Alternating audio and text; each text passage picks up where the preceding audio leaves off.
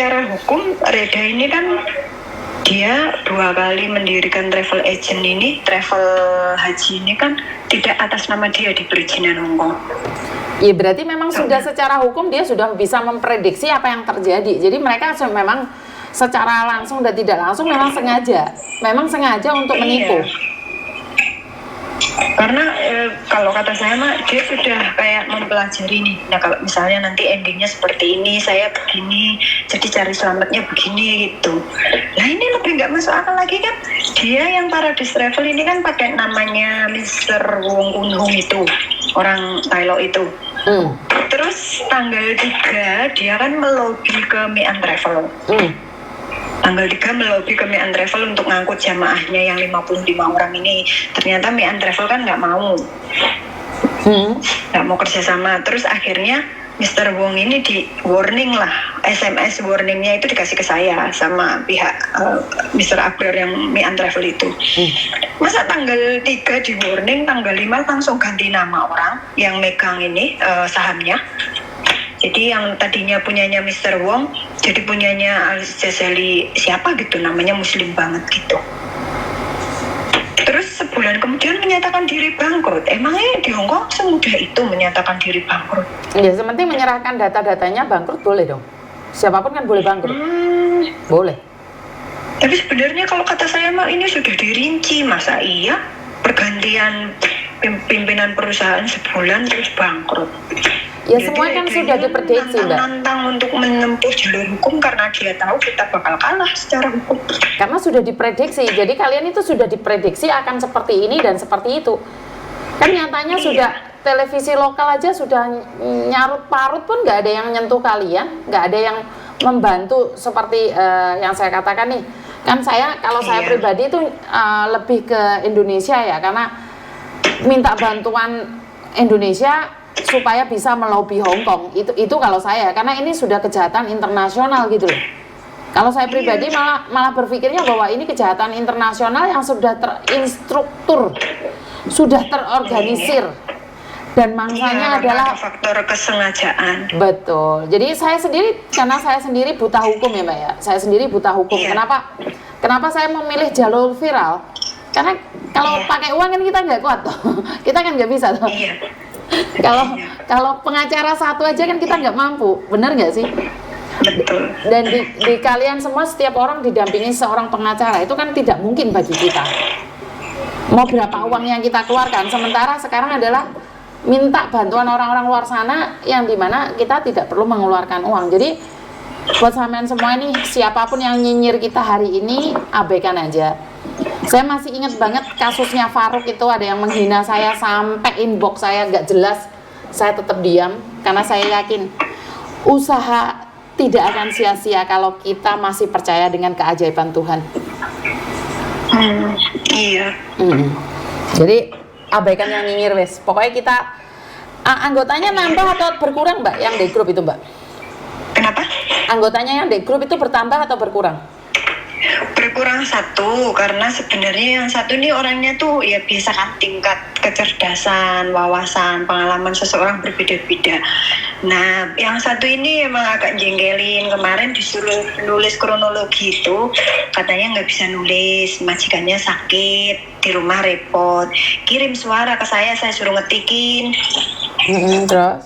Gitu, terus saya bilang nulis tuh nggak harus bagus, saya cuma ngasih contoh itu supaya teman-teman dapat gambaran nulisnya koyo ngono kuwi lho. Tapi semampunya sesuai dengan kebahasanya kita, kan setiap orang ceritanya masing-masing berbeda. Itu yang dikatakan Pak Martin kan seperti itu, betul. Terus alasannya dia itu takut nanti diseret sama polisi. Karena aku maksudnya? Oh yang lihat kok.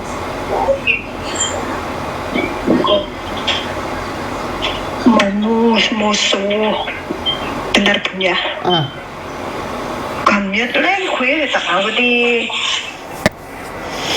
coba pasai di toko lawan toli tolong mali do mai mana sih anak-anak mau pergi liburan ke Thailand. Oh, oke. Ya udah, intinya kita tetap harus kuat ya, kita harus bersatu. Siapapun yang mundur silahkan mundur mumpung dari awal, jadi biar kita kekuatannya penuh ya. Terus dia pengen berangkat haji dari Hong Kong katanya. Terus dia punya keyakinan duitnya di Hong Kong ini bakal keluar 100%. Aduh, saya males jelasinnya lah. Ya udah, nggak apa-apa dah, yang mundur biarkan yang mundur. Jadi pesan terakhir buat teman-teman, apa sih yang di luar sana yang masih belum gabung atau memang membiarkan mereka nggak gabung menurut pendapat sampean? Kalau saya kemarin kan sudah ngasih tawaran ke temen yang kemarin didampingi KJRI itu, karena kan pendampingan KJRI ya juga cuma sebatas menemani laporan, tapi nggak ada tindakan lanjut kan. Tapi teman-teman bilangnya ya gitu, udah minta ditangani KJRI saja gitu, karena KJRI kan wakil pemerintah kita di sini gitu, karena mereka tuh sepertinya belum paham bahwa kinerja KJRI itu sebenarnya mamate. Ya, kita tetap kepercayaan kita aja masing-masing, semoga sukses selalu wes buat sampean. Dan besok kita live lagi di SCTV ya. Oh, saya punya kelemahan Bun, kayaknya tadi itu sinyalnya kurang bagus karena apa? Iya, betul. Pihak SCTV itu kan minta saya duduknya agak menjauh, sedangkan saya zoomnya kan nggak pakai laptop, saya zoomnya kan cuma pakai HP. Jadi kalau agak menjauh kan susah. Bukan, itu bukan Suaranya SCTV. putus-putus. Tadi itu Metro TV. Bukan SCTV, tadi Metro TV. Pihak Metro TV itu minta saya duduknya agak menjauh gitu. Padahal kalau Zoom tuh kalau lewat HP kan enaknya dekat biar suaranya ketangkep gitu loh. Iya, itu pedot-pedot tadi suaranya. Ya wes, nggak apa-apa lah. Semoga deh SCTV kan menemukan kelemahannya apa, jadi besok diperbaiki biar bisa menjelaskan lebih detail, jelas, mudah dipahami sama pemirsa. Oke, jadi nomormu nih akan melanglang buana di Indonesia, nggak apa-apa ya. Jadi semua orang akan mungkin kemungkinan besar mencarimu secara langsung. Karena saya pribadi, saya tidak perlu muncul di layar, yang penting saya bisa menggerakkan orang-orang untuk membantu kalian. Iya, ya, dan sebenarnya kalau dibilang nyari pamor, enggak. Kalau ini kan sekedar mewakili teman-teman yang berbicara mencari keadilan. Kalau nggak ada salah satu yang mewakili, siapa yang ngomong? Kalau cuma diem aja kita didolimi. Terus ada lagi yang nyerang, katanya kok berani banget, nggak ada adab, nggak ada etika, sopan santun, nyerang ulama gitu. Maksudnya nyerang ulama gimana? Jenengan nyerang ulama? Karena saya kan selalu mention bahwa kita sebenarnya daftar ke sana kan pertimbangannya Pak Muhaimin lah, karena itu alasan utama teman-teman termasuk saya loh. Oke. Jadi memang dari awal. Jadi di setiap podcast pun sampean selalu mention itu semua. Oke. Jadi ya semoga ada jalan sih Mbak. Saya pribadi saya cuma bisa bantu ngiralin, dan itu tetap kebijakan orang-orang yang di atas yang punya kuasa, bener gak sih? Iya, jadi betul. Kalau benar, kita meyakini bahwa setiap perjuangan itu pasti akan menemukan hasil, walaupun tidak saat ini gitu. Betul. Harus panjang berliku, nggak ada perjuangan yang sia-sia. Dan teman-teman saat ini sudah mulai seperti tanaman itu mulai bersemi gitu, yang tadinya lagi. Ya, yang tadinya sudah kandas dan tidak punya harapan, saya selalu berdoa nih di setiap tidur saya selalu bawa kalian dalam doa, bahwa saya percaya mujizat itu nyata, dan kalau dalam perhitungan manusia adalah 1 + 1 itu 2, tapi dalam perhitungan Tuhan 1 + 1 itu bisa jadi 100, bisa jadi 1000, bahkan bisa jadi 1 juta. Jadi saya tetap percaya perhitungan Tuhan. Kalau orang lain bilang bahwa ini tidak mungkin Miss Yuni, tapi saya percaya ini menyangkut agama loh. Saya yakin dan percaya Tuhan tidak akan izinkan ini terjadi pada kalian. Tuhan tidak akan izinkan kalian dipermalukan oleh orang-orang yang punya hati dajjal. Saya yakin itu pasti. Kalau nggak hari ini ya mungkin besok atau tahun depan atau 2-3 tahun lagi. Itu saya percaya. Karena ini adalah menyangkut rumah Tuhan. Jadi rumah Tuhan aja diajak bercanda sama orang-orang tertentu. Ini sangat apa ya, kekuatannya iblis ini lebih kuat gitu loh. Masa iya sih keringat kuning orang nggak dikembalikan, Rek? Ya kan nggak juga dong.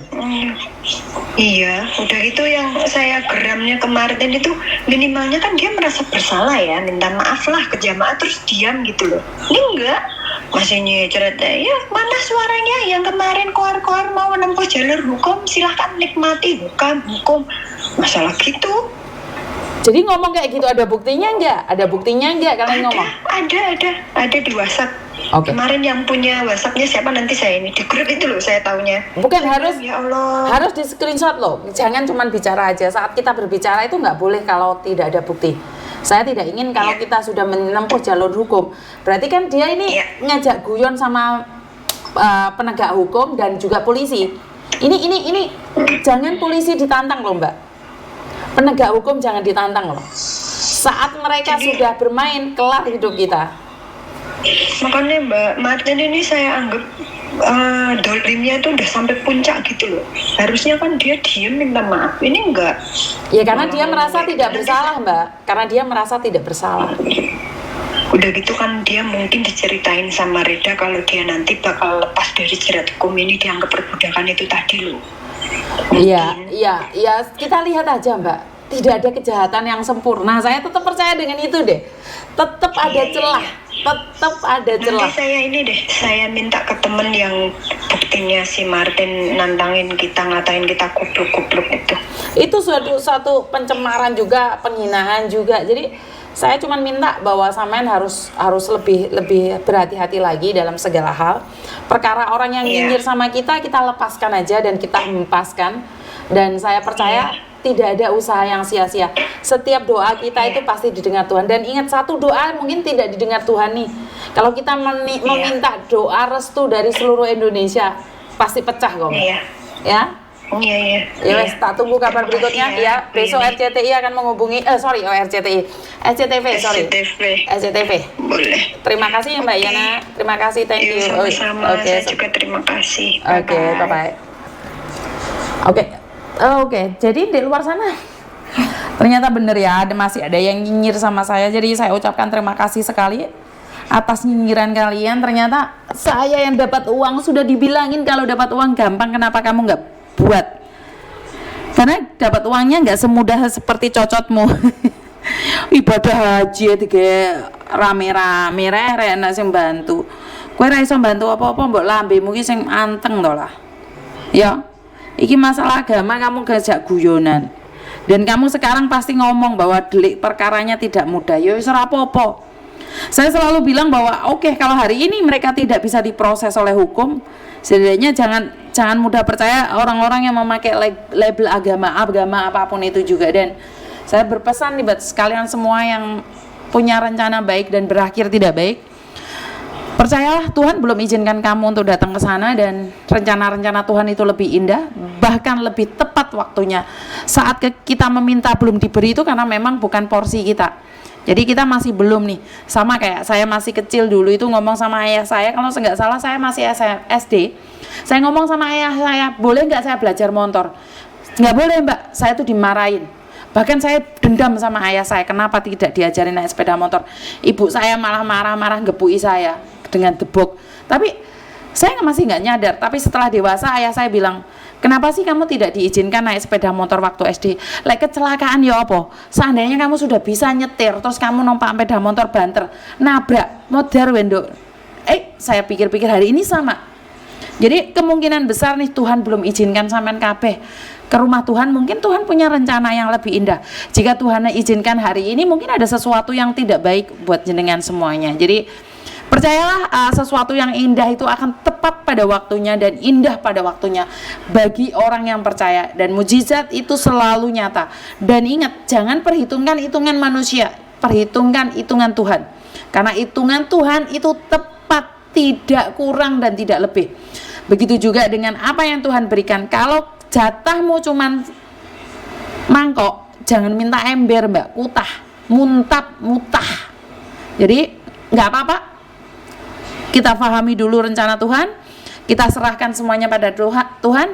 Dan itu aja dari saya, kurang lebihnya saya minta maaf. Wassalamualaikum warahmatullahi wabarakatuh. Berkat Tuhan mengalir atas hidup kita semua. Semoga semua makhluk hidup bahagia dan terima kasih. Bye bye.